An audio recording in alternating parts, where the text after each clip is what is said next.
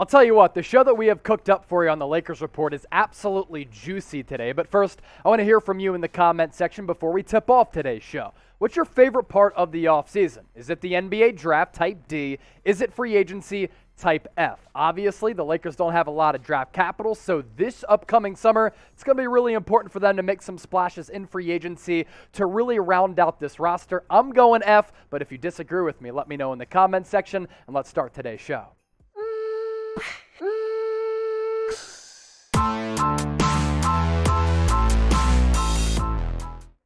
All right, you're watching the Lakers Report by Chat Sports. I'm Chase Senior. Hope all of you are having a fantastic week. We have a fantastic show planned out for you today, diving into the latest Los Angeles Lakers news and rumors. We start off with a juicy trade idea. Could LeBron James be traded from the Crypto.com arena to the other side of the Crypto.com arena in a trade that would net the Lakers Paul George? Also, Lakers showing some interest in sharpshooter Bryn Forbes, who last year really burst onto the scene with the Milwaukee Bucks and this year shot the basketball well as well. Are the Lakers going to pay to re-sign Malik Monk? You can make the argument that at times last year, he was the third best Lakers player. But first, make sure you subscribe to the channel. This week, we picked up about 400 new subscribers to the Laker Nation family here at Chat Sports. If you want multiple videos per week diving into all things Lakers news and rumors, hit that red subscribe button down below or go to youtube.com/LakersTV. Let's dive into the latest Los Angeles Lakers news and rumors. I am your host, Chase Senior. We start off with some really fascinating Lakers rumors. This coming from Fox Sports' Kevin Wildes as he joined the Bill Simmons Podcast, and he discussed LeBron James' future in Los Angeles, and maybe he could get traded to the Clippers for Paul George. Here's what Wildes had to say to Bill Simmons. He does have an empire in Los Angeles, and LeBron's family is in LA, and Bronny has another year of school. And I feel like the only one in the class who's raising my hand like, there is another team in Los Angeles that literally plays in the same building. I feel like a Paul George, who can play with Russell Westbrook, by the way, that's the bonus take of it, a Paul George for LeBron move that LeBron would have to initiate. It's not like Rob Pelinka would do this, that LeBron would say, you know what, maybe me and Kawhi, maybe that's the move. I have yet to figure out why it doesn't make any sense. And obviously, a LeBron James for Paul George trade is a long shot. LeBron has long said, and we know he has a lot of power, he wants to play for the Lakers and continue to compete for NBA championships here. But we know that this is true as well. Steve Ballmer has always been aggressive as a basketball executive and as the owner of the Los Angeles Clippers, but in the business world as well. So when it comes down to maybe this trade happening, of course, the chances of it are very slim. If you're the Los Angeles Lakers, you might like the younger Paul George as compared to LeBron James, but never rule anything out. Look what happened in the NFL this past offseason. Everything has gone down, and a couple of months ago, we would have said, you're crazy if 10 of these moves happen. In the NBA, hashtag this league, we know that there's a lot of drama as well, and we know Steve Ballmer is always trying to be a mover and shaker. As we continue to break down the latest Lakers news and rumors, I want to hear from you in the comment section. Would you trade LeBron for PG? Let me know down below, T for trade or P for pass. I feel like Paul George does get disrespected to a certain degree. Now, there's no question he had some playoff flameouts and some playoff no-shows over his career. But to start his playoff career, he was really good with Indiana. Didn't have some great moments with OKC, and at times has come up short with the Los Angeles Clippers. But the last two playoff runs, it's been really, really good. I should say the play-in tournament in the lone game he could play against Minnesota, coming back off an injury.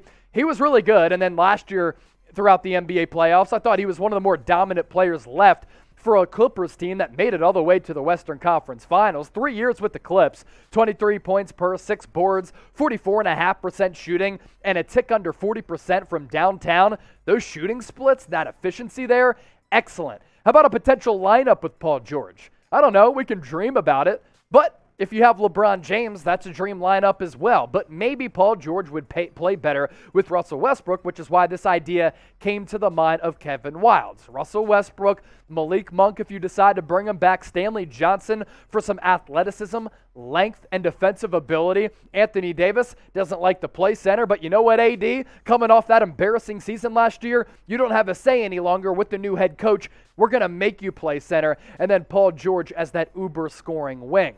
Paul George, for me, has always been a certified hooper. This guy is a threat to put the biscuit in the basket as soon as he crosses half court. I love his size and physicality in which he's able to pave open lanes for him to get to the rack and absorb contact. Doesn't really have a floater game, but the pull-up game is really nice. Then he can really make it rain from all around that three-point perimeter. Always smooth with the handle and with how he moves. Now, of course, injury issues are a little bit of a concern for Paul George, but at LeBron James being 37 years old, injury concerns there for him as well. Now, I want to ask you this question. Let me preface this, by saying we have an international, worldwide audience here at Chat Sports. What is the better league?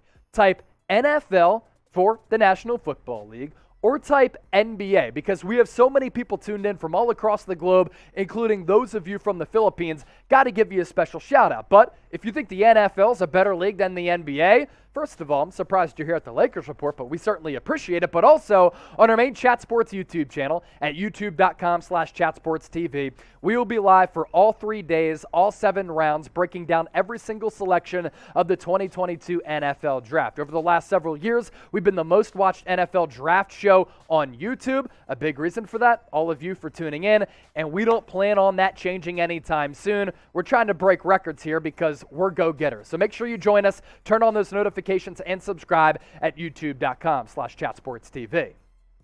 More Lakers rumors to get to. According to Bleacher Report, they looked into one player that each NBA team needs to chase in NBA free agency, and by now, I've let my feelings be known about this Lakers roster, homies. They need shooting. They need some floor spacers because historically, those types of players have played well alongside LeBron James. Grant Hughes, Bleacher Report, saying this about the Lakers, maybe going after Bryn Forbes, who is a pretty solid shooter last year with the Bucks, this year with San Antonio. This is a back-to-basics suggestion, a return to what we know works well for a team that employs LeBron James. Shooting is paramount for LA, and Bryn Forbes is arguably the best gunner on the market. The 28-year-old won't contribute defensively, but he's a 41% shooter from long distance for his career, and he's more than a standstill threat. And the luxury of having a player like Bryn Forbes, end of the shot clock, end of game, the offense is broken, you run a little high screen for him, or a little dribble handoff or dribble action coming off a screen, and he can hit threes from anywhere, but also with LeBron James's vision, he can camp out around the arc. So for those reasons, I do like him and maybe suiting up with the purple and gold. Your level of interest in Bryn Forbes lays where? Give me a number down below in the comment section. I want you to scale it for me this time from 1 to 10. 1, I don't care about Bryn Forbes. 10, I'm invested in the idea. Get those votes in, and maybe these numbers coming up right around the corner will convince you otherwise. Career stats, 6 years for Bryn Forbes, 9 points per game, 44% from the floor, nearly 41% from three. That is where he is going to live and let it fly majority of the time. Doesn't really have a dribble pull-up game. You're not asking Bryn Forbes to get to the deck. You're asking him to knock down three-pointers as a marksman, and that's what he's been. He can also be trusted at the free throw line, 82% there. Now, the Lakers' best three-point shooters a year ago, this ain't ideal. DJ Augustine, small sample size. Malik Monk, large sample size. I'd like to see him come back. Youth, athleticism, shooter, a little bit more playmaking than some other standstill shooters like a Bryn Forbes. The fact that he knocked down 39% of his attempts is very good. Avery Bradley was getting DNP'd. So too was Wayne Ellington. Carmelo Anthony was actually a good story, but at this point of his career, he ain't going to be a mover and shaker for you. Now, when you look at this Lakers roster, say that I'm the general manager, and I think I'd be a good GM because I think I can evaluate basketball talent pretty well. Shred me in the comment section. It's all good. I can deal with it. But give me shooting on this Lakers roster and more shooting. That's really the biggest Achilles heel on the offensive side of the deck for Los Angeles, and that, in my opinion, the biggest area in which they need to improve.